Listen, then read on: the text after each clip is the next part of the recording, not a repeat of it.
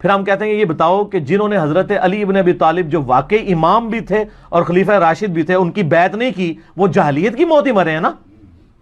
نال ہی ٹھوس ہو جان گے، حالانکہ واقعی جاہلیت کی موت ہے وہ، کیونکہ وہ امام برحق ہے۔ نبی الاسلام پیچھے کھڑے ہیں،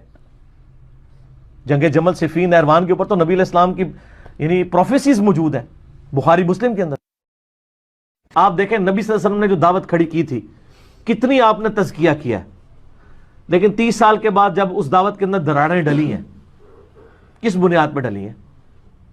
مال کے فتنے کی وجہ سے۔ بخاری مسلم کی حدیث ہے، مجھے یہ خطرہ نہیں ہے کہ تم میرے بعد شرک میں مبتلا ہوگے، جو آپ کا آخری خطبوں میں سے خطبہ ہے جو غزوہ احد کے شہداء پہ آپ نے دیا تھا۔ البتہ مجھے ڈر ہے کہ تم دنیا کی محبت میں ایک دوسرے کو قتل کرو گے، پھر اسی طریقے سے تباہ و برباد ہو جاؤ گے جس طرح اگلے لوگ۔ تو دنیا کی محبت میں مال، منصب، وجاہت، یہ سب کچھ آتی ہیں، تو اسی کی وجہ سے سارا یہ بنو امیہ، بنو عباس کے جو یہ سارے معاملات ہیں کہ ایک باپ جو ہے مطلب اس کو بیٹا قتل کروا دیتا تھا، 3 بیٹے ہیں تو وہ ایک جو ہے باقی 2 بھائیوں کو قتل کروا دیتا تھا، یہی کچھ چلتا رہے، تو سب کچھ اسی کے لیے